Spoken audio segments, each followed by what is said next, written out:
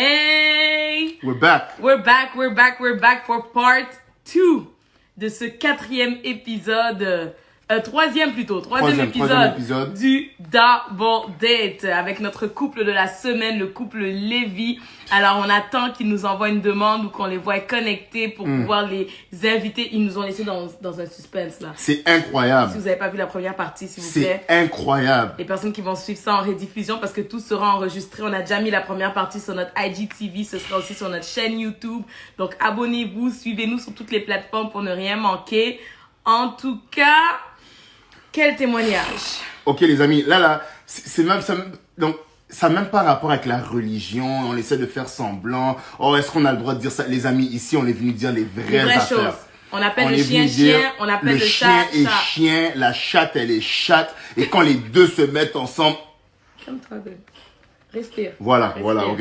We gonna cut that part. And we gonna cut that part. We gonna censor that part. Oh, yo, this is real stuff. This is real life. And this is maybe your life.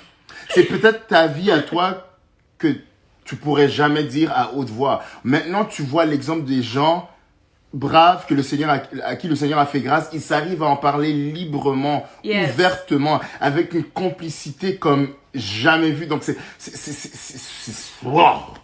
Incroyable. Oh là là. Alors, je vois que le couple Lévy est là. Ils nous ont envoyé la demande. Donc, on va les inviter à revenir sur ce live pour la deuxième partie de ce double date. Non. Let's go. Let's go. Alors, on continue de partager en attendant. On continue de partager. Oui, on était plus de 1100 personnes tout à l'heure. Absolument. Alors, voilà. on veut absolument que Qu'est-ce qui se passe? Qu'est-ce qui se passe? there they are. Oui. Comment? C'est à cause de toi. À cause de qui? Je sais, au Québec, vous dites quelque chose, mais en France, nous, c'est grave mal vu, en fait. Vous dites la femelle du chat, voilà. La chatte. Oh, t'en fais pas, c'est la même définition chez nous aussi. Toi, tu as dit... J'ai pas... Qu'est-ce que j'ai dit? C'est la même définition. Il faisait des blagues. C'est pour ça que j'ai dit we don't cut that part. What? T'as dit le chien, la chatte, tout ça. Non, le chat. Mais t'as dit la chatte, chérie. Ah, ok, non, mais c'était juste... Bon, c'était... We don't cut that part, ok? Oui, voilà. Tu as dit là... C'est pareil ici. Il y a juste Joey pour dire ce genre de choses. Ma bad. Je suis désolé. Alors, les amis, on va recommencer. Dans quelques... Ah, donc là, il rit, c'est pour ça? Il rit, là? Il continue de rire? Ça va aller. Ok, allons-y. Je pensais vraiment pas que ce soir, ça allait être comme ça. Je m'attendais à un truc super sérieux, tu vois. Comment il conduit. Non, bro, c'est très sérieux. Okay, so... Chez nous, c'est toujours les deux. Désolé, fallait qu'on vous prévienne. Wow, this is crazy. Il savait déjà. Ok, les amis, so là, we're back. Ok, ça, c'est Double Date, episode 3. Yes. Là, on a déjà fait la première partie. Là, on est dans la deuxième partie, ok? On est dans la deuxième partie. Franchement, Let's go. c'est incroyable ce qui se passe. Yes. On se dit les vrais trucs. On se dit la vérité.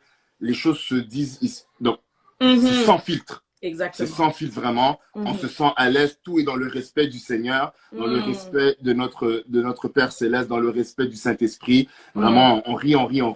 Il y a des mots qui se balancent à gauche, à droite, mais franchement, on est vraiment dans le respect. Et on veut tout simplement que vous puissiez tout simplement arriver à une conscience d'esprit que vraiment, je peux changer ma vie.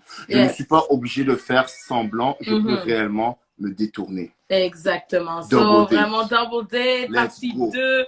On continue. Désolé pour le petit fou rire, mais ça fait partie de la game. Alors, let's go. On vous écoute, le couple Lévy. Alors, pour revenir à ce que nous étions en train de dire, c'est que donc, moi, je lui dis, voilà, je t'aime de tout mon cœur. Sincèrement, je n'ai jamais aimé comme je t'ai aimé.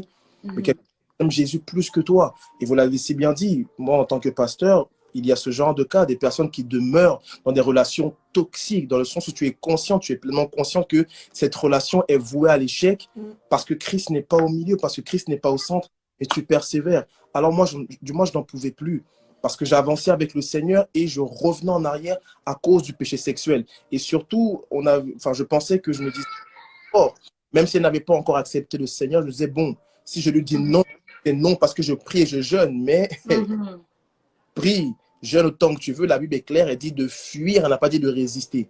Et ce qui s'est passé, je lui ai dit, voilà, on va se séparer et on s'est séparés. D'accord. Et quand on s'est séparés, moi, c'est vrai que j'ai fait quelque chose qui peut ne pas être correct, mais je voulais me protéger, en fait. Dans le sens où je savais que, tu sais, des fois, tu mets fin à une relation, après, vous vous remettez ensemble 2 semaines après. Mais j'ai dit non, je veux pas de ça, je veux mettre radical pour l'amour. Quand on s'est séparés, je l'ai bloqué. Ouais. Je l'ai bloqué de tous les réseaux sociaux, de Facebook, pour ne pas voir ses photos et commencer à être nostalgique et commencer à effectivement avoir des enfants. Et donc, on s'est séparés et je l'ai totalement bloqué afin qu'elle ne puisse plus avoir accès à ma personne. Et tu peux dire comment tu t'es senti dans cette période-là, quoi. Wow. Et juste avant que tu commences, ma soeur, déjà que d'habitude, on va voir, c'est la femme qui est vraiment plus proche du Seigneur, c'est elle qui va arrêter la relation. Mais là, dans votre cas, à vous, c'est toi qui as arrêté la relation. Alors, je voudrais vraiment parler à un homme. Tu dois être proche du Seigneur. Tu dois aimer le Seigneur de tout ton cœur, de toute ton âme, de toute ta force, comme dit la Bible. Amen. Il aimait tellement le Seigneur, même s'il n'y avait peut-être pas toute la maturité, parce que la maturité, ça peut être une chose. Mais aimer le Seigneur, c'est dès le départ. Aimer le Seigneur, c'est une force incroyable. Et dans ce cas-là, il a tellement aimé, il a dit, tu sais quoi, je suis peut-être pas parfait, mais j'aime tellement le Seigneur, I have to let her go. Je dois la mettre de côté. Et ça, c'est incroyable. Je voulais vraiment amener ça à la lumière. C'est incroyable. Vas-y, ma soeur. Oui. Donc, Comment tu t'es senti? comment je me suis sentie Parce qu'en fait, moi, sincèrement, même en tant que femme, sans aucune honte, j'avais pas envie d'arrêter les rapports sexuels. Parce qu'on va dire, ouais, c'est tout le temps les mecs. Voilà. Donc, moi, j'avais pas envie d'arrêter les rapports sexuels. J'avais pas envie d'arrêter les boîtes de nuit, vu que j'étais accro aux boîtes de nuit. J'avais pas envie, où je m'étais dit, je peux connaître Christ, mais ne pas mettre une croix sur ces choses définitivement. Voilà. Je peux réduire, mais pas arrêter.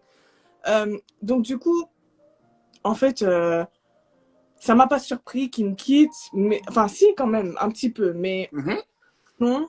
Donc, j'étais vraiment triste, j'étais vraiment abattue. Parce qu'en fait, là, je me suis réellement retrouvée toute seule en mode, OK, tu as choisi le monde, mais reste toute seule dans ton monde, en fait. Et tu vas voir comment tu vas t'en sortir. Wow. Et en fait, je me rendais compte, je me suis dit, mais en fait, waouh, là, je me retrouve. En fait, c'est comme si tu te retrouves toute seule, clairement, dans les mains du diable, vraiment. Donc, là, il n'y a personne pour m'aider ou quoi que ce soit. Donc, c'était compliqué. Donc là, j'ai été vraiment, on va dire. Donc, on a mis fin à la relation pendant à peu près 3 mois. Voilà, 3 mois. On se parlait plus, il m'a bloqué de partout. Et là, quand j'ai essayé de le recontacter, même que j'ai essayé, sa mère essayait de me... Carrément, tu avais pris le téléphone de ta maman, tu avais supprimé mon numéro dans le téléphone de ta maman. Voilà. Wow. Pas qu'elle me rappelle parce qu'on avait une relation très fusionnelle, qu'on a toujours d'ailleurs. Mais donc, Amen. du coup, j'ai essayé de te rappeler, ma fille, mais là, moi, j'ai vu que j'ai plus ton numéro, tout ça. Donc après, elle me disait, voilà. Parce que lui, il avait effacé. Il avait effacé. Ouais. Donc, radical. Ouais, je pensais qu'elle m'en voulait aussi. Donc vraiment toute seule. Donc au final, il y a des sœurs de l'église qui m'ont... Enfin, une sœur qui m'a appelée. Je lui ai dit mon mal-être par rapport à mon mari, enfin mon petit copain à l'époque. Et elle m'a dit, vraiment, sache que Dieu console, Dieu peut tout. Voilà. Elle m'expliquait, oui, moi j'étais avec un policier. Voilà. Ça faisait 10 ans qu'on était ensemble. Lorsqu'on a mis fin, mon chagrin n'a duré que 24 heures par la grâce du Seigneur parce que c'était vraiment une relation toxique et mondaine en fait. Donc je me suis dit, il l'a fait pour elle, pourquoi pas moi? Donc là, j'ai commencé à faire la prière vraiment avec le cœur, quoi. J'ai vraiment dit, bon, ben, Seigneur, comme on me parle de toi, j'ose croire que tu puisses exister. S'il te plaît, au moins, calme mes larmes, ma tristesse. Je ne demandais pas à ce qu'ils reviennent. Mais je me disais, calme, enlève tout ça, là, ce sentiment de dépression, d'abandon, tout ça. Voilà. C'est ça. Et du coup, petit à petit, j'ai commencé à me relever, j'ai commencé à faire des choses aussi, parce qu'il y en a, ils veulent se relever spirituellement, mais physiquement, ils font rien. Quand on reste que chez soi, manger de la glace, la télé, les films tristes, tu vas pas t'en sortir. Donc, j'ai essayé mes copines de travailler plus aussi. Voilà, je faisais des heures sup pour avoir l'esprit occupé, en fait. Ouais. Vraiment pour m'occuper. Et au final, bah, c'est parti petit à petit. Voilà. Après, j'ai gardé contact avec certaines sœurs de l'église de la sienne. Et il y en a une qui m'a proposé de revenir à l'église parce que moi, dans mon village, parce que c'est vraiment village, Bergerac, il n'y a pas d'église évangélique. En fait, il n'y avait que catholique, une seule. Donc, j'ai dit, OK. Elle me dit, non, c'est important. Il faut vraiment que tu ailles à l'église. C'est important pour toi, ma C'est-à-dire, sœur. elles l'ont et tout. encouragé. En fait, il y a des sœurs de l'église. Oui. Mhm. Moi, je voulais qu'on continue en fait à garder son contact en fait. C'est-à-dire, il y a des sœurs qui, malgré le fait que moi j'avais mis fin à la relation, elles continuaient de l'appeler, l'encourager, même si tu n'es plus avec Axel, Dieu t'aime, Jésus t'aime. Donc, elle avait effectivement son style de vie de bergeroise, c'est-à-dire elle travaillait de manière active. Et il y avait des sœurs qui tout le temps l'appelaient, Jésus t'aime, tu dois marcher avec le Seigneur. Et c'est dans cette période-là que tu as accepté le Seigneur. Oui. Mais c'est vrai Mhm. que vous allez voir Mhm. comment ça s'est passé avec l'église, mais je tiens quand même à saluer le fait que si elle est venue au Seigneur, les sœurs ont mis des semences dans son Oui. cœur. Peu importe les motifs, Mais oui, mais oui, mais oui. on fait un travail que moi, je n'ai pas su faire parce que j'étais pas là. J'étais pas là. Waouh. Et donc, c'est lorsqu'on s'est séparés qu'elle a accepté le Seigneur Jésus-Christ avec ces sœurs-là. Et ensuite, elle est revenue à l'église, c'est-à-dire c'était un dimanche. Oui, tu savais pas. C'est ça, je ne Donc, savais pas du tout. Vas-y. Du coup, il y en avait une qui m'avait invitée à dormir chez elle le week-end pour aller à l'église. Je dis OK, donc je suis partie dormir chez elle. Et quand je suis arrivée, elle a dit ouais, on va aller à l'église le dimanche, prépare-toi. Elle me disait même, je te conseille d'être en jeûne le dimanche, ne mange pas le matin, comme ça tu es focalisé. Donc j'ai dit OK, j'ai jamais jeûné, mais j'ai dit bon, je me prive de nourriture le matin, ça change pas d'habitude. J'étais comme une grève de la faim, mais c'est le début de la conversion. C'est ça, c'est ça. Donc, j'ai dit, OK, voilà, donc je mange pas le matin et on va à l'église vers 9h et tout. Et après, bah, du coup, moi, perso, j'étais en mode, franchement, je me suis mis au max. J'avais mis une combinaison, cheveux gonflés, rouge à lèvres et tout. Parce que en gros, pas la séduction, mais de lui montrer, regarde, tu m'as quitté, mais ça va en fait. Ça va. Ouais, ouais, ouais. C'est très fort. Et j'aimerais dire quelque chose juste ici avant qu'on aille plus loin parce que c'est vraiment une partie de votre histoire qui est très, très, très puissante et je crois que ça a même littéralement eu un impact sur la raison pour laquelle vous êtes ensemble aujourd'hui. Il y a des personnes ici, vous êtes en couple avec des hommes ou bien des femmes, mais qui ne sont pas dans le Seigneur. Et vous ne voulez pas lâcher prise parce que dans votre cœur, vous pensez qu'il y a seulement vous qui pouvez évangéliser cette personne-là. Comme si Dieu ne pouvait pas utiliser la bouche ou vraiment utiliser une autre personne comme instrument. C'est comme si ça devait toujours et absolument passer par vous parce que vous êtes amoureux d'elle ou parce que vous êtes amoureux de lui. Voilà. Non, il y a quelque chose que le pasteur, enfin, je ne veux même pas dire pasteur, que le frère Axel a fait. Il a laissé la sœur Laurine. Il l'a laissé parce qu'il voulait être sérieux avec le Seigneur. Et vous pensez que le Seigneur allait juste oublier la sœur Laurine, c'est comme tant pis pour elle, de toute façon, j'aime juste le frère Axel. Non. La manière, en fait, tu dois savoir que Dieu aime plus cette personne-là que tu aimes que toi. Dieu l'aime plus que toi. Et à cause de ça, tu dois être encouragé à laisser cette personne-là, que le Seigneur fasse son travail en cette personne. Parce qu'il y a quelque chose que Dieu doit faire que toi, tu n'as pas le pouvoir de faire. Tu ne peux pas sauver cette personne. Peut-être même que là où tu te trouves, dans cette, surtout si, comme pour nous et même pour le couple Lévi, vous étiez dans la fornication, ce que toi, tu vas peut-être essayer de dire pour évangéliser l'autre, ça n'aura pas vraiment de poids. Comment? Ça n'aura pas de poids. Tu n'es pas dans une position où il va être plus réceptif que ça. Donc, laisse le Saint-Esprit faire son travail. Vraiment, je prie que juste cette partie de l'histoire, ça puisse déjà impacter un grand nombre parce que c'est vraiment puissant, c'est vraiment fort. Incroyable. Amen. Gloire à Dieu. Et donc, c'est ça, c'est que je rebondis juste sur une chose que tu as dite, c'est une vérité, c'est qu'on ne peut pas à la fois apporter l'impudicité et la bonne nouvelle. C'est ça. C'est ça. C'est ça. Il faut faire un choix, c'est soit l'un ou l'autre. En fait. Et donc, mais notre génération ne veut pas accepter ça. C'est ça le problème, c'est que le diable a tellement, il nous garde tellement captifs avec les péchés sexuels que c'est impossible de réellement se départir de cela. Mais on veut vraiment dire à quelqu'un aujourd'hui, tu dois prendre la décision. En fait, il y a une puissance en prenant la décision et au renoncement de dire à partir d'aujourd'hui, c'est non. Ouais. Et la séparation est très souvent nécessaire. On va pas dire tout le temps pour ne pas généraliser la chose, mais en tout cas, le plus souvent, il faut une séparation. Même nous, on a dû se séparer parce qu'on était coincés dans la fornication, pas pendant des mois, mais même pendant des années avant on finisse par se marier. Si vous avez jamais écouté notre témoignage, elle est sur la page YouTube, les ça. On a dû se séparer. Et est-ce que c'était facile? Non. C'était pas du tout facile. Est-ce que ça nous a brisé le cœur? Est-ce que ça nous a déchiré? Oui.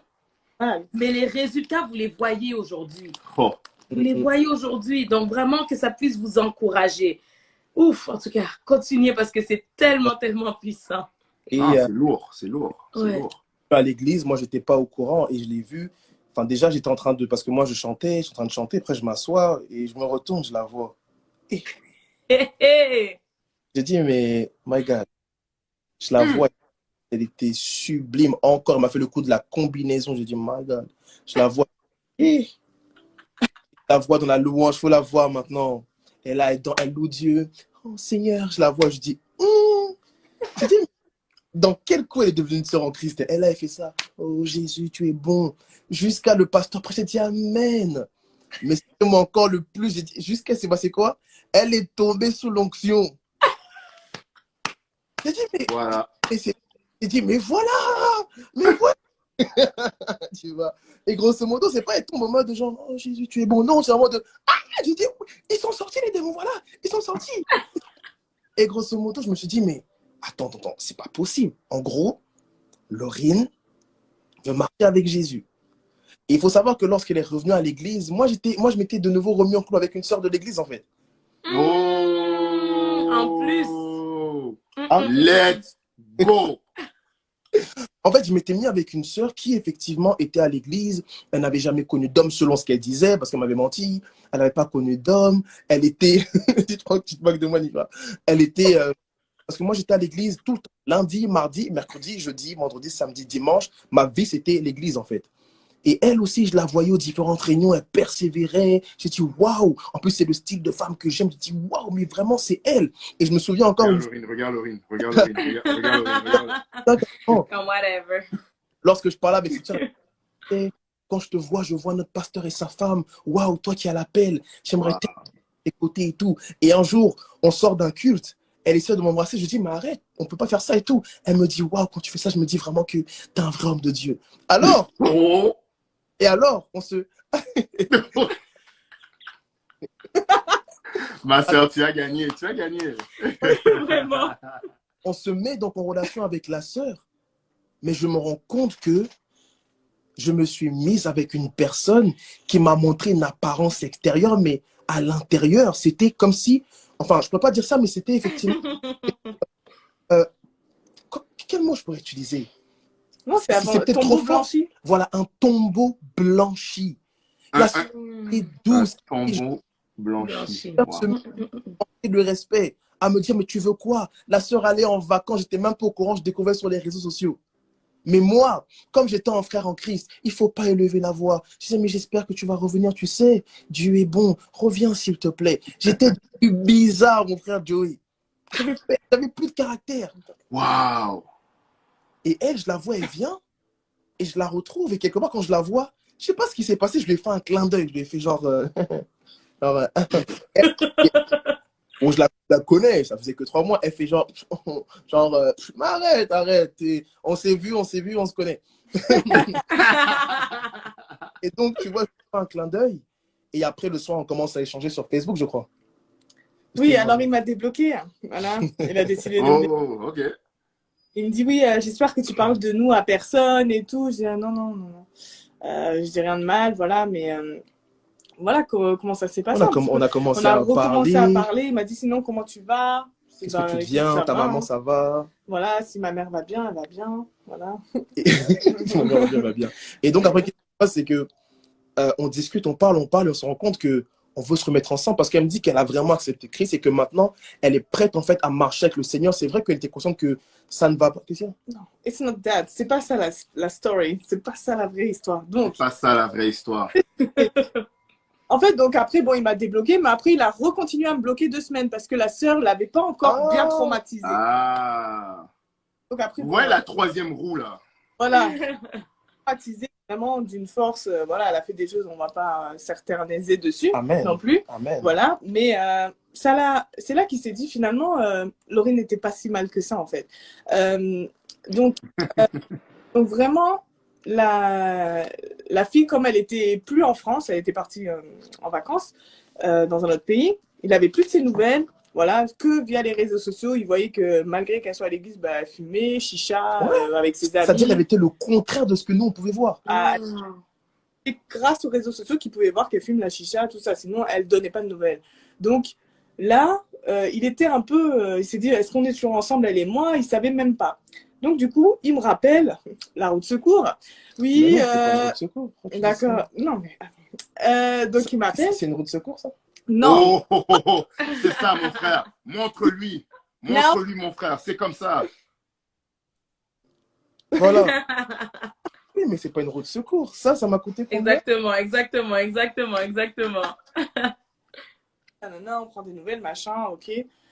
Et après, voilà, il me propose, oui, ça te dirait qu'on se revoit? Alors là, j'ai dit, il a pas changé, celui-là. Il a une copine, il me fait des clins d'œil dans le culte. Il a une copine et malgré ça, il veut me voir alors qu'elle est en vacances. Non, mais vraiment, il me prend pour une roue de secours.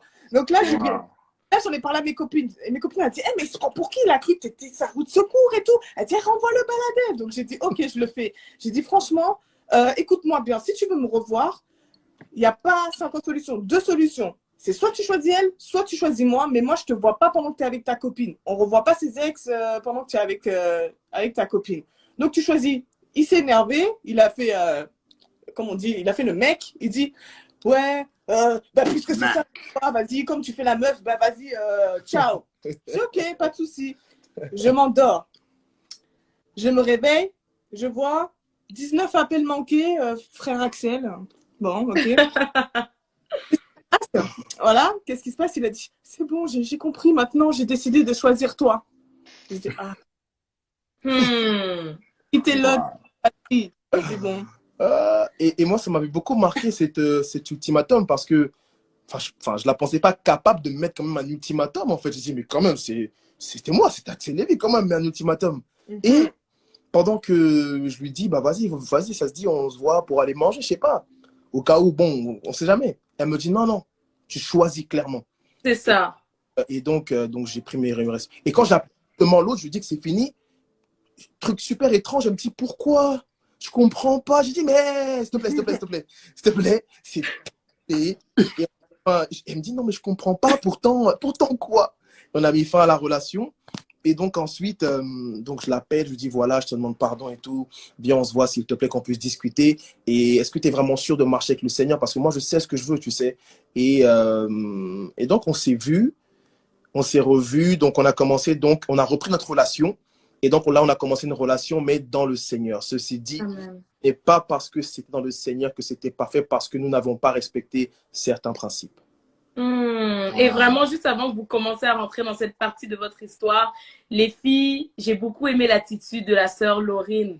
Cet ultimatum qu'elle a donné au frère Axel, c'est un ultimatum que beaucoup d'entre vous qui êtes là, vous devriez peut-être également donner à cette personne que vous fréquentez, qui agit envers vous comme si vous étiez ensemble, qui agit envers vous, donc il vous fait sortir, il vous offre des cadeaux, il fait genre comme si il est intéressé à vous. Mais après, quand vous regardez dans les faits, il n'y a rien de concret. Vous n'êtes pas réellement ensemble, vous n'êtes pas réellement en couple. Mais toi, tu continues de prendre les cadeaux, d'accepter les rendez-vous, d'accepter vraiment cette relation que nous, on appelle vraiment une relation ambiguë. Tout à fait. Or, tu devrais chercher, aspirer à des choses clair, propre, précis. Comme la sœur Laurine a fait. Peut-être pas avec ce langage-là ou ce ton-là. Je rigole, mais sincèrement, il faut que ce soit clair. C'est ça. Que, écoute là, moi, je ne suis pas là pour blaguer. Moi, je ne suis pas là pour jouer un double jeu. Moi, je ne suis pas là pour me questionner si tu es réellement avec moi ou si tu es encore avec l'autre fille. Ou... Non. Si tu as de la misère à te décider à si tu veux être avec moi ou pas, moi, je vais t'aider à prendre la décision. Et on ne sera pas ensemble. C'est clair. Ça doit être aussi facile que ça. Il est en train de relation ambiguë avec toi et tu apprends dans 2 semaines qu'il est fiancé. Voilà, il y en a plus. Non. Et après, quand tu vas lui demander, il va te dire, mais de toute manière, je t'avais rien promis. Et ça, c'est un classique, c'est-à-dire vous parlez ensemble très tard. Oui, manque, nanana, nanana, et tu apprends sur les réseaux sociaux que le frère il est en train de danser à sa dot. Il danse, Ouais. il danse. À sa dot. Ah oui. C'est incroyable. Ça, c'est des classiques. Et ça fait Voilà. tellement. Après, c'est nous, les bergers, qui, effectivement, on doit recoller les pots cassés. Ça fait mal. Ça fait mal. Ah Alors, oui. Ouais. humilité, prenez en considération tout ce qu'on vous dit ici. Le but, c'est quoi? Ce n'est même pas de nous glorifier parce qu'on ne tire Ouais, aucune non. gloire de cela. Mais le but, c'est quoi? C'est que vous ne puissiez point faire les mêmes erreurs que nous. On a produit certaines erreurs, Dieu nous a fait totalement grâce. Mais dans certains cas, même quand la grâce est manifeste, les conséquences parlent tellement fort. Claire. Parle tellement fort, alors on veut vous éviter ce genre de conséquences et on doit même bénir le Seigneur pour la vie des compétents car il permet ce genre de moments. C'est rare et c'est même inédit. Bénissons le Seigneur pour leur vie. Vraiment, c'est Amen. Amen. quand même quoi. Et ce qui Amen. après, c'est qu'on s'est remis ensemble et donc on a commencé à servir Dieu à l'église. Elle a commencé à servir Dieu aussi dans le département des hôtesses. Après, elle a été protocole à mes côtés parce que moi, j'étais protocole du pasteur, donc vraiment la garde rapprochée du pasteur. Et elle était avec moi, on servait le pasteur. Elle a vu un peu c'est quoi le ministère, quoi. Donc, elle servait à mes côtés dans différents départements. Mais le problème, c'est que nous, on nous a enseigné à, quelque part, on nous disait, fuyez l'impudicité. Mais il n'y avait pas de pourquoi, quelles sont les conséquences, comment fuir. Et quelque part, nous, on savait juste que si tu tombes dans le péché, tu vas en enfer, c'est tout. Tu vois? Alors, ce n'est pas une excuse non plus, hein, mais le problème, c'est qu'on ne connaissait aucun principe. Donc, on ne savait pas que lors des fréquentations, il faut prendre le temps de quelque part, de sortir en extérieur, de faire des activités. Nous, selon le modèle de couple mondain, nous, on pouvait rester toute la journée enfermés dans une pièce lugubre, une pièce qui pue, une pièce qui sent même pas bon parce que tu es là, c'est l'humidité et il y a l'atmosphère de l'impudicité qui est autour de vous. Et C'est ça. à reproduire cela en Christ. On n'avait pas été enseigné sur base de non, il faut aller à des programmes ensemble, il faut aller peut-être faire des activités, aller au musée, faire voilà, des lieux publics. On n'avait pas compris ça. Et on est tombé dans le péché à plusieurs reprises. C'est-à-dire, on s'était quitté parce qu'on tombait dans le péché. Elle arrive en Christ et on retombe encore dans le péché. On pouvait 4 mois, 5 mois sans rien faire. Et après, on retombait. Après, on disait non, on va se relever. Ou des fois, on retombait, on se dit, mais comment ça se fait qu'on est tombé? Genre, on ne sait pas. Comment ça se fait On est toujours surpris. On est toujours surpris. tout ça.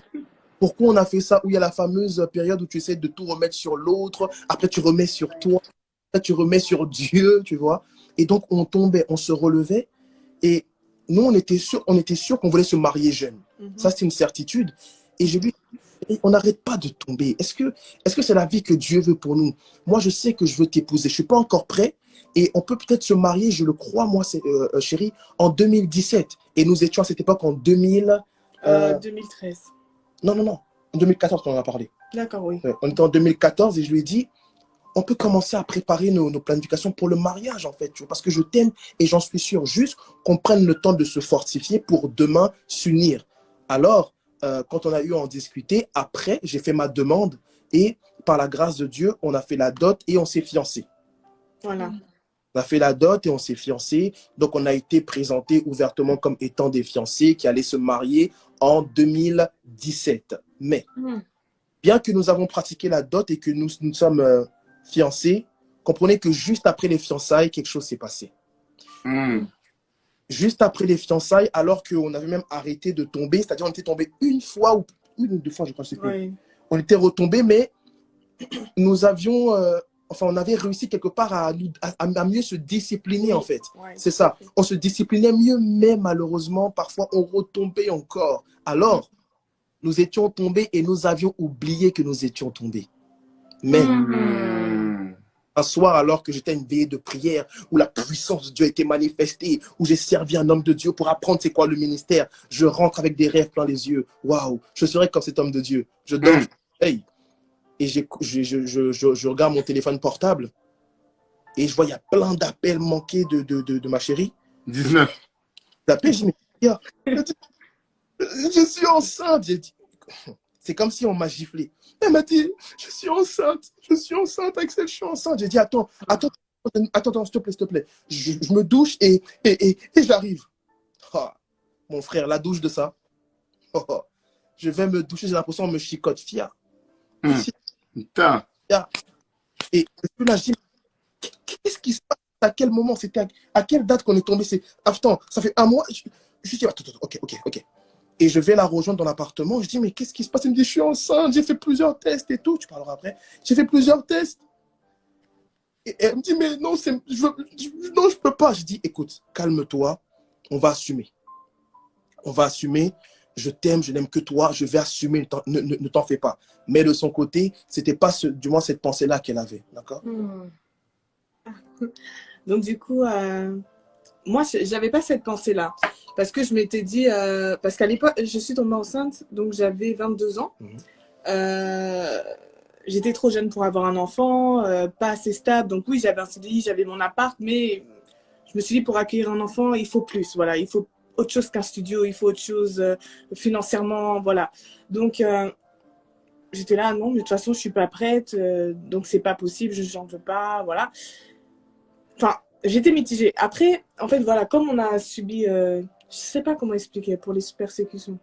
En fait, ce qui s'est passé, c'est que la période où nous nous sommes fiancés, on s'est fiancés à une période où nous étions dans une église qui était une sorte de prison locale, en fait. Et Dieu nous avait dit qu'il était temps de partir, mais nous, on ne voulait pas quitter l'assemblée parce qu'on était trop attachés au pasteur et aux différents membres de l'église. Alors, on essayait de rester, mais Dieu nous disait qu'il était temps de partir. Ce qui s'est passé, c'est quoi? C'est que à un moment, on s'est rendu compte que non, c'est plus notre place, en fait, on doit partir. Mais c'était après les fiançailles. Et quand on est parti après les fiançailles, après, on s'en est un peu voulu, en fait, tu vois. On s'en est un peu voulu. Après, on est revenu dans l'église, mais Dieu nous a dit, c'est plus le temps d'être là, en fait. C'était plus le temps. Lorsqu'on est parti, donc on est parti de l'église, et quand on est parti, ils ont commencé à nous persécuter. Elle n'était pas encore enceinte.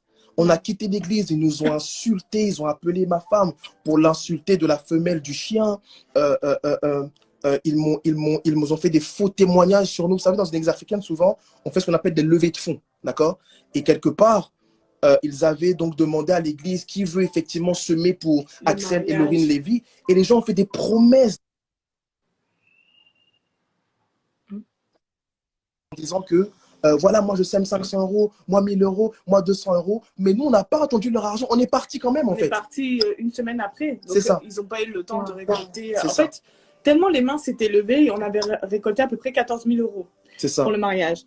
Et en fait, on est parti une semaine après, donc personne n'a donné sa semence. En fait, ils avaient 3 ans pour donner, en fait, à peu près, le mariage. C'était des promesses. Personne n'a donné. Donc, comme on est parti, ils ont dit, on a volé 14 000 €. Mais l'argent n'était pas encore là. C'est-à-dire... Vous voyez un peu la subtilité? Voilà, c'est très subtil.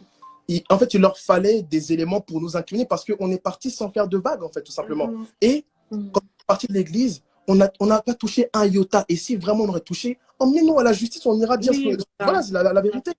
Et ils ont dit aux gens que nous, on a volé de l'argent, qu'on a volé 14 000 € à une église. Et justement, une des personnes de l'église a appelé un homme de Dieu que je connais très bien. Et elle lui a dit, oui, tu sais, on a eu un problème avec des enfants là qui sont partis, ils ont volé de l'argent. L'homme de Dieu a dit, tu parles de qui, Axel Lévy? Elle a dit oui. Elle dit, mais c'est... Et l'homme de Dieu dit, mais c'est faux. Je le connais, m'expliquer l'histoire. Elle dit, je te rappelle. Et donc, on a lancé une politique pour nous salir.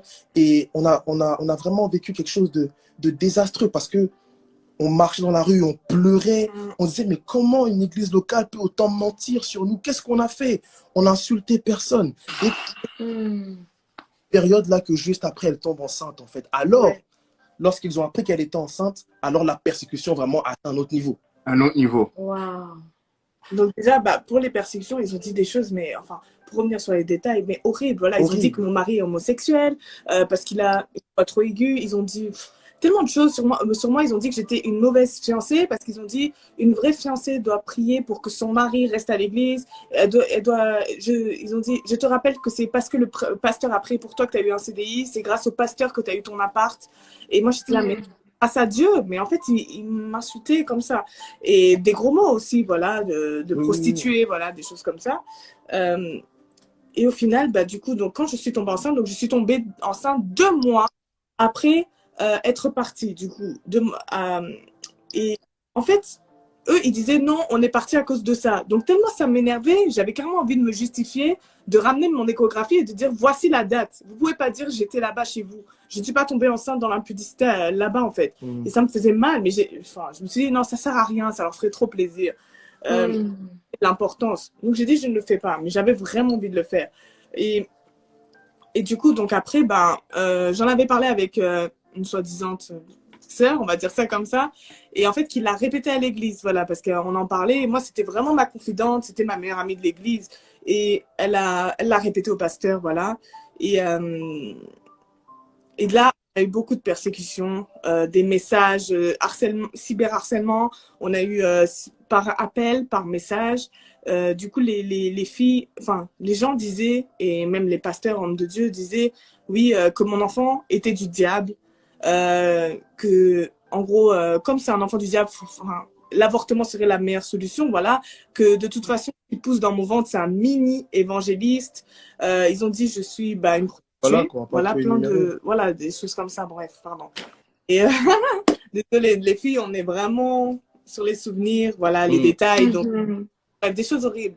Et à cause de ça, je ne voulais pas garder l'enfant parce que moi, je me suis dit, effectivement, j'ai un enfant du diable qui pousse dans mon ventre, j'ai pas envie d'accoucher d'un enfant du diable, j'ai pas envie d'accoucher d'un sataniste, ça me dit rien, j'ai pas envie d'accoucher d'un mini-évangéliste, j'ai pas envie, voilà, tout ça. Et ils ont raison, je suis une prostituée, donc voilà, comme j'étais enceinte à peu près que de même pas 1 ou 2 semaines. Ça se voit pas au bout de 2 semaines, voilà. Mais je mettais parce que je me suis dit, j'ai pas envie qu'on voit que je suis une prostituée, en fait. Que j'ai des choses comme ça. Et j'ai tellement pleuré. Je me suis excusée auprès de mon mari. J'ai dit, voilà, j'ai gâché ton appel. Tu es censé devenir pasteur. Regarde, je suis la Jézabel de ta vie. Je suis une sirène des eaux. Je te demande pardon de t'avoir fait. Tout ça, ça retombait sur moi, en fait. Et donc, dépression totale, je pleurais beaucoup. Et donc, du coup, après, là, de base, ils voulaient le garder, voilà, en tant que chrétien. Mais moi, je m'étais dit, je le garderai pas. Voilà, j'étais partie voir la gynécologue, donc dans son dos, voilà, je m'étais dit, on n'est pas mariés, je lui dois rien, en fait. On avait juste fait la dot. Donc, je dis, je lui dois rien, en fait. Donc, je pars chez la gynéco me dit, alors, qu'est-ce que vous allez faire? Vous voulez le garder ou pas? Et moi-même, j'étais là, je sais pas. Donc, elle m'a dit, écoutez, quand vous saurez, vous reviendrez. Donc, elle était énervée. Elle m'a jeté aussi, alors que j'attendais du soutien aussi, une aide, je sais pas. Et je me suis dit, OK, là, je suis toute seule. Donc, ce que j'ai fait, c'est que j'ai cherché sur Internet. J'ai cherché, donc, il y a dans des pays de l'Est, il y a des femmes qui avortent de manière naturelle parce que l'avortement est interdit dans certains pays par l'État. Donc, elles avortent de manière naturelle. Donc, j'ai cherché sur Internet pour faire comme elles. Donc, elle disait, les filles en témoignage ou même sur Internet, les recettes, qu'elles prennent beaucoup de persil, beaucoup de coca parce qu'il y a de la caféine dedans. Elles prennent du café excessif. Elles prennent plein d'aspirine, voire 5 à 7 par jour, des choses comme ça. Comme je disais, aiguilles de tricot. Elles se mettent des aiguilles de tricot pour se faire avorter elles-mêmes. Et elles tapent, taper sur le ventre. Donc, je faisais la même chose. Je faisais exactement la même chose. J'ai commencé à prendre... J'ai acheté... Je me rappelle, ouais, ça m'a bluffé. Je suis partie à la pharmacie. Je lui ai dit, je veux une boîte d'aspirine. La dame me regarde. Pourtant, je suis enceinte de 3 semaines. Elle me dit, pas pour les femmes enceintes, d'accord, hein.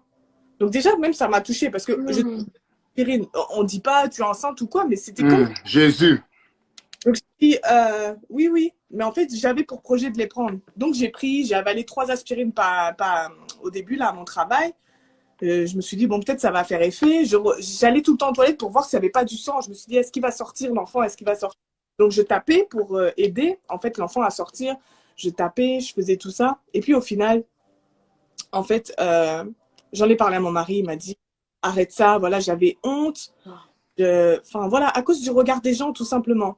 Et lorsqu'on est allé chez la gynécologue pour faire l'échographie, la première échographie de datation, en fait, c'est là que j'ai entendu le cœur de mon bébé battre enfin. Et c'est là que je me suis dit, waouh, en fait, gloire à Dieu, en fait. Je me suis dit, en fait, c'est incroyable la création de Dieu parce que je supporte ma vie, mon cœur à moi et il y a le cœur de mon enfant. Et c'est là, pourtant, quand c'est l'échographie de datation, on dirait un petit hippocampe, il est tout petit, il ne ressemble pas à grand chose.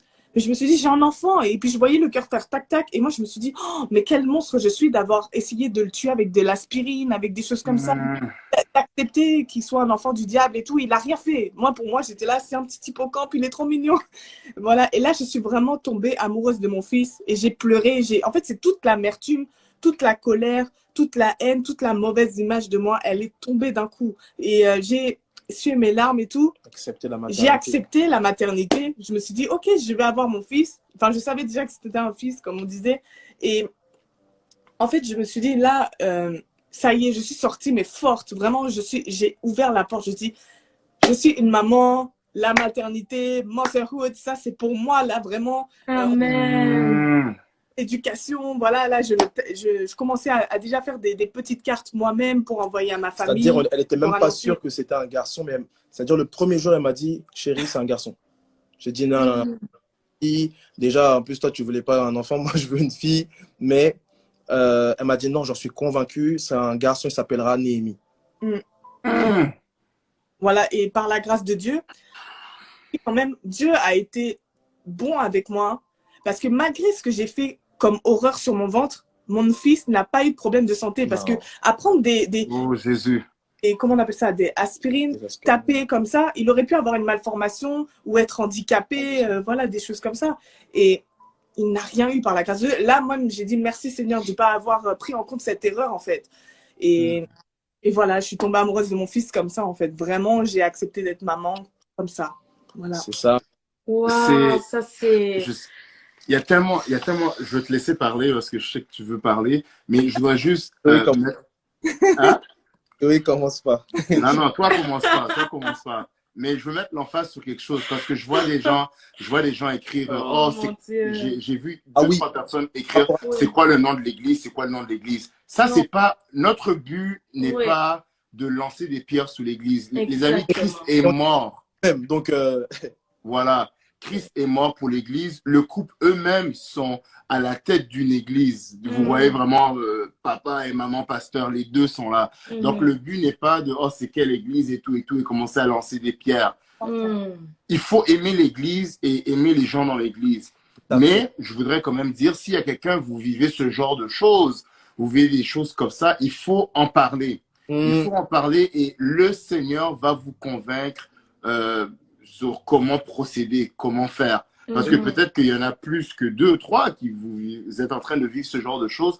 On le comprend. C'est peut-être pas pour rien que vous êtes en train d'entendre le témoignage du couple Lévy. Mais le but n'est pas de commencer à « Ah ben ouais, dans mon église, c'est comme ça. Ah ouais, dans ton église, c'est comme ça aussi. Ah ouais, on quitte l'église. » Mais c'est pas ça du tout. Christ a aimé l'église. Et l'église, il y a des principes spirituels et bibliques. C'est-à-dire, on se lève pas. C'est-à-dire, on m'a juste frustré. Vous êtes méchant. Non. Ah non. Il y a vous contribuer à votre perfectionnement en Christ. Amen. Et il ne faut pas oublier que l'église est comme un hôpital. Donc, il ne faut pas t'attendre à aller à l'église et penser que tout le monde va être parfait. Non. Au contraire, quand tu vois l'imperfection des gens, comprends pourquoi ils sont là. Nous sommes tous là parce que nous sommes tous imparfaits et nous cherchons à pouvoir tendre vers la perfection de Christ. Donc, l'église, c'est un hôpital. C'est normal qu'il y ait des gens qui soient blessants. C'est normal qu'il y ait des gens qui soient méchants. Si vous avez écouté notre histoire, notre témoignage, on a vécu aussi vraiment cette représailles. On nous a aussi lancé des pierres quand je suis tombée enceinte à 21 ans. C'était un scandale. Vraiment, c'est normal. Maintenant, comme Joey a dit, si vous êtes dans cette position et c'est très lourd pour vous, allez chercher de l'aide. Allez chercher des personnes à qui vous allez pouvoir vous confier, parler et qui vont vous aider à traverser cette situation. Deuxième chose que je voulais dire par rapport à cette partie, c'est que beaucoup de personnes, à cause justement du regard des gens, de la honte, pensent immédiatement avortement. Mais nous savons que dans la parole de Dieu, l'avortement, c'est pas vraiment ce qui est encouragé parce que tu mets fin à une vie. Donc, c'est un meurtre, disons-le tel que c'est. OK? Donc, c'est important de savoir, chers chrétiens, chères personnes qui nous écoutent, l'avortement, franchement, c'est pas ce dont à quoi on t'encourage.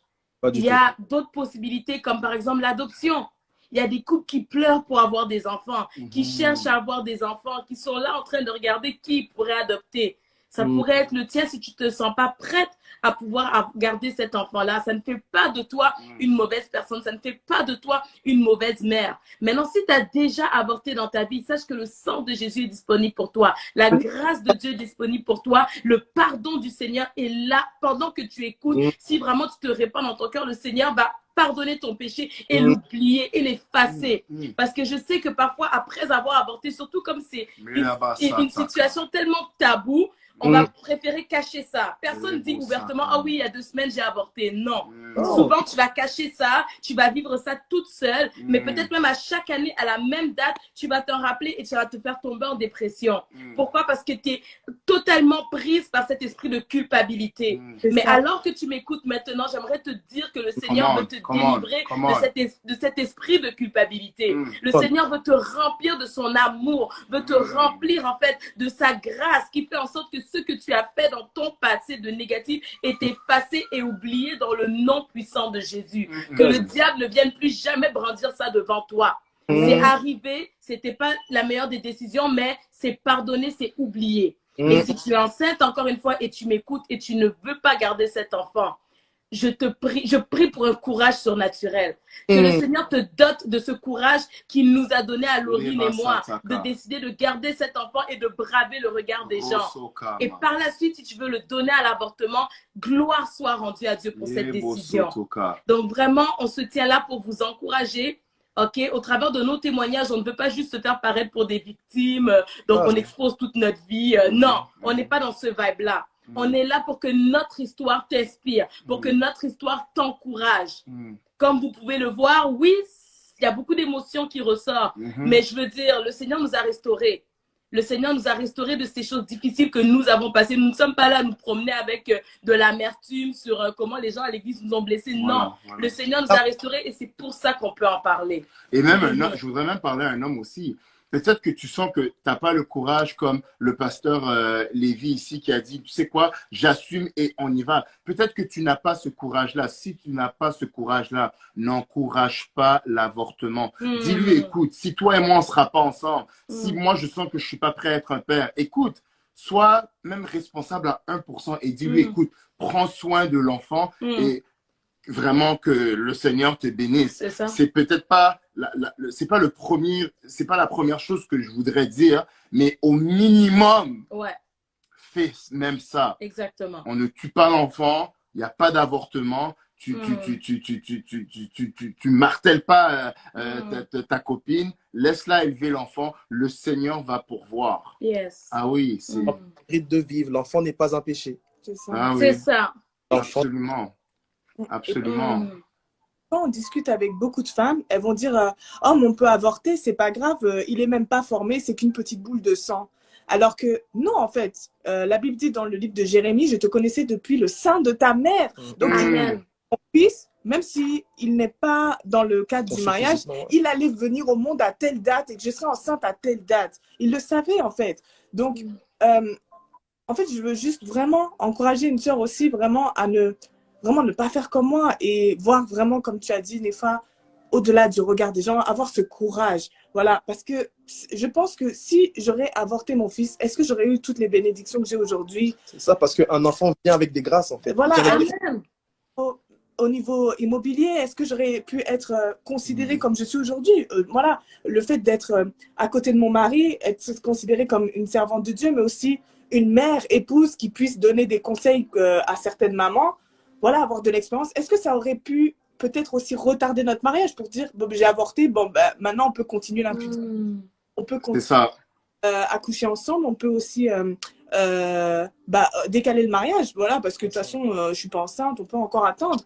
Donc là, vraiment, on ne règle pas un péché par un autre péché, on ne règle pas l'impudicité par un avortement. Donc de grâce, vraiment, n'avortez pas, parce que même physiquement, il y a des séquelles, il y a vraiment des souvenirs. Quand je parlais avec une de mes filles de l'église, je lui ai demandé qu'est-ce que ça t'a fait vraiment d'avorter, comment tu te sens?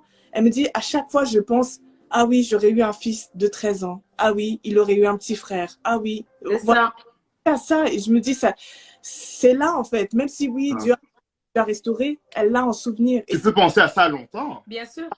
Mais oui. Tu l'oublieras jamais en fait. La vérité, pour qu'on poursuive surtout, c'est que l'âme se souvient de tout en fait.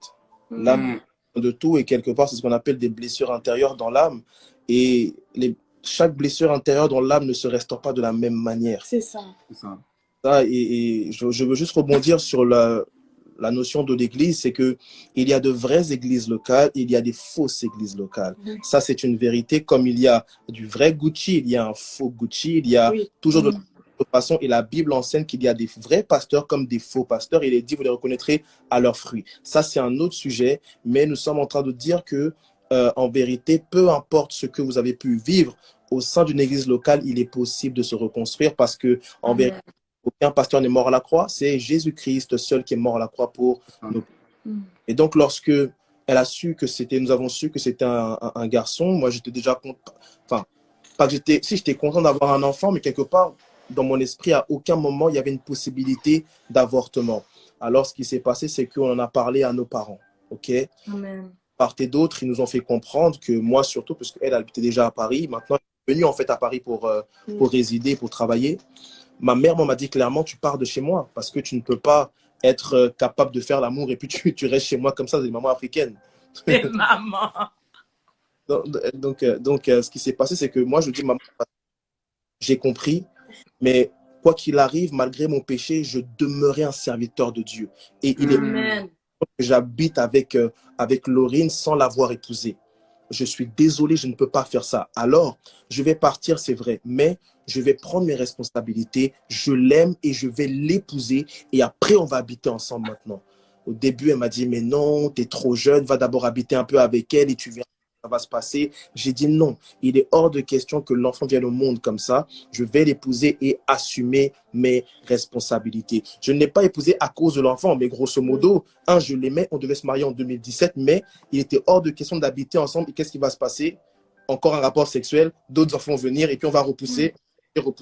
Moi, j'aurais pris mes 10 kilos, elle, c'est 20 kilos peut-être. On aurait commencé à grossir. Et là, on va commencer à chercher des robes pour se marier. Soyons sérieux. Et je dis à ma femme, je dis, chérie, moi, je vais t'épouser. On va habiter ensemble et ça va aller. Vous voyez? Mais ce n'est pas parce qu'on a pris cette décision-là qu'on était prêt à la prendre. On n'était pas prêt à se marier. Et ça, j'aimerais être clair par rapport à cela. Nous n'étions pas prêts à nous marier et on a entrepris donc les préparatifs du mariage. Nous avions appris en mai 2015, non, juin 2015 qu'elle était enceinte et on s'est mariés en septembre 2015. Donc, juillet, août, septembre. On a fait un mariage en 3 mois. En 3 mois, on a fait ce mariage-là. Mais pour vous dire la vérité, nous on était conscients qu'on n'allait pas avoir la grande fête. On était conscients que là, on n'allait pas avoir la grande fête où voilà, tu danses, les chorégraphies et toutes ces choses-là. On était conscients de ça. Mais tout ce qu'on voulait, c'est se régulariser devant le Seigneur. Amen. Vous voyez, qui est gardé par l'aura et l'onction du mariage. Vous voyez, c'était notre objectif. Alors, on a commencé à faire les préparatifs. On était super impliqués tous les deux.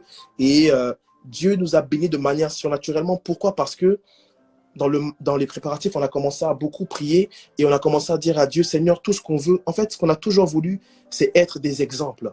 Mais nous, on ne savait pas que pour être un exemple, il y a un temps aussi où Dieu prend le temps de te briser, te façonner. Et dans ce temps de brisement, nous, donc, il y avait les conséquences du péché plus le brisement. Vous voyez un peu le mélange?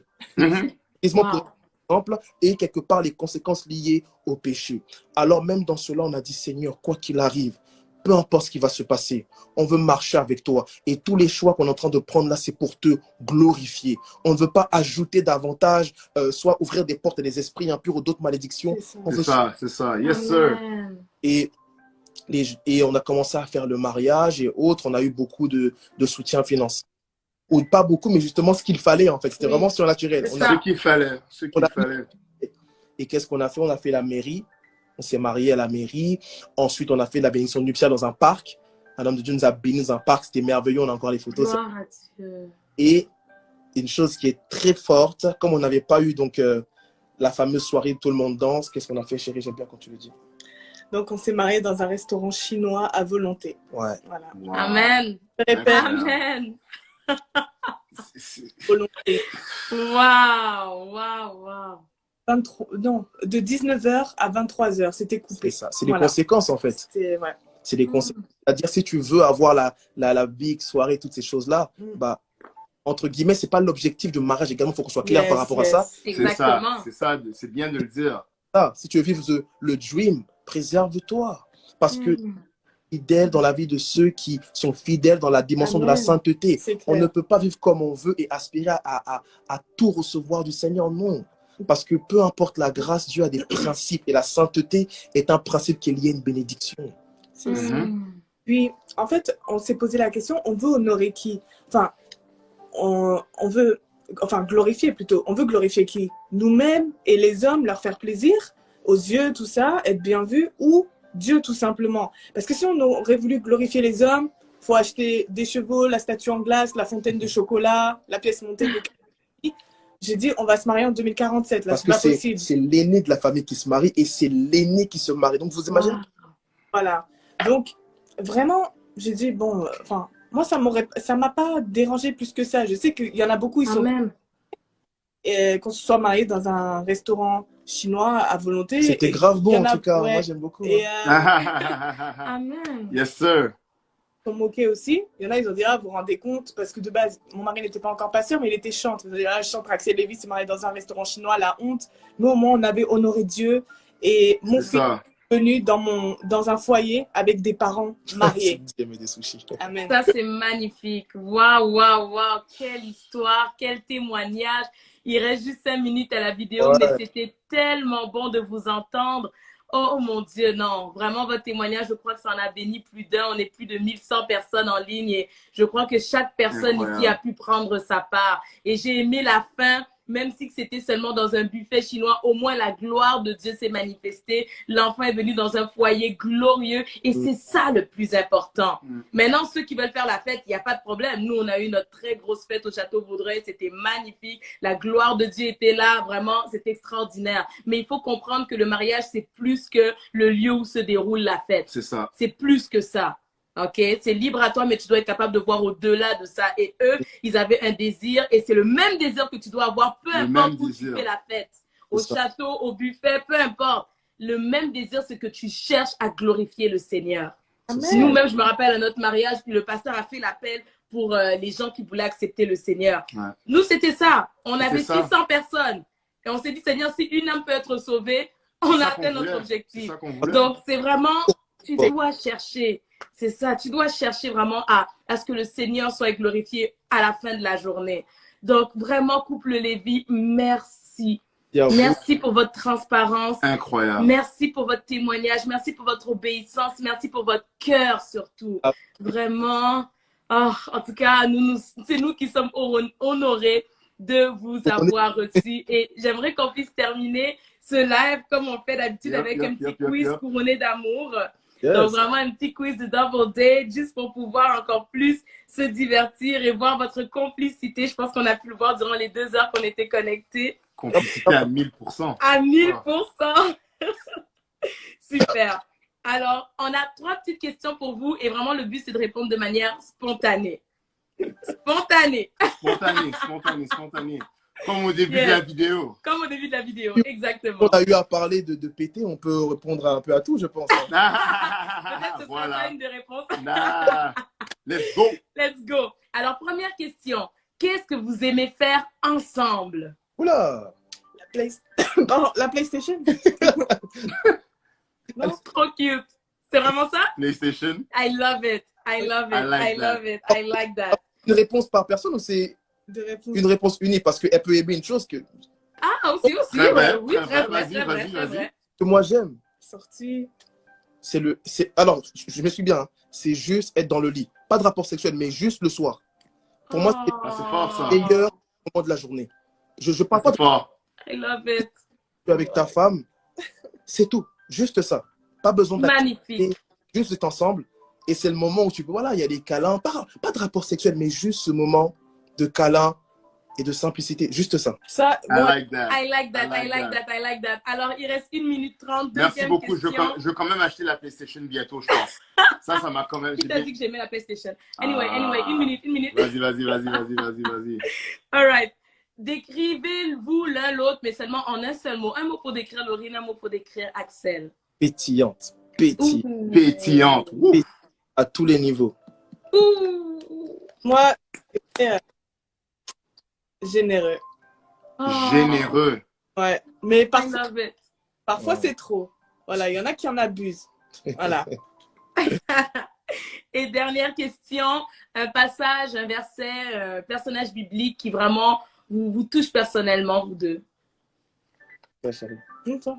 Alors moi, le personnage biblique que j'aime énormément, c'est vraiment l'apôtre Paul. C'est-à-dire en dehors du Seigneur Jésus-Christ, je respecte la grande révélation que Paul a apportée au niveau du salut par la grâce, en fait. Hein. Et chose qui nous permet de découvrir notre identité en Christ. Et on doit encore aujourd'hui bénir le nom du Seigneur pour la vie de son serviteur, l'apôtre Paul, qui nous a beaucoup aidé à comprendre les histoires de la chair et toutes ces choses-là, quoi. L'apôtre Paul me fascine. L'apôtre Paul. Super. Et pour toi, Laurine, plutôt pour les 10 dernières secondes? Esther. Ouais. Voilà, c'est ça toujours. Yes. Le fait d'être. Esther. Voilà, je sais pas. Déjà, le fait Agatha. qu'elle soit pas avec son papa. Ah, Voilà. ça finit déjà? Alright. Alors, ça coupait alors que Laurine était en train de terminer sa phrase. Et en plus, j'ai dit, hein, on n'irait pas un troisième, mais ça poussait jusque-là, franchement. Mais on bénit le Seigneur, on bénit le Seigneur, vraiment, c'est incroyable. Il n'y a pas de problème, revenez. Oui, je sais pas si le couple est encore là. Juste pour terminer. Il n'y a pas de souci, il n'y a pas de souci. Revenez. Là, on finit vraiment dans les prochaines minutes qui suivent. Il n'y a vraiment pas de souci, il n'y a vraiment pas de souci. Franchement, on est on a vraiment été bénis. Donc là, on invite.